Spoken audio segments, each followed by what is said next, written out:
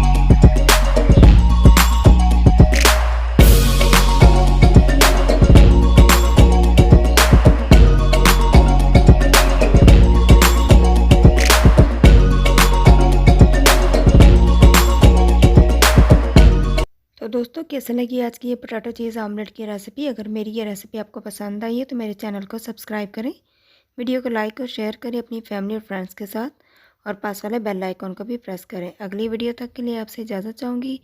मिलते हैं किसी और नई अच्छी रेसिपी के साथ। दुआ में बहुत याद रखिएगा। तब तक के लिए अल्लाह हाफ़िज़।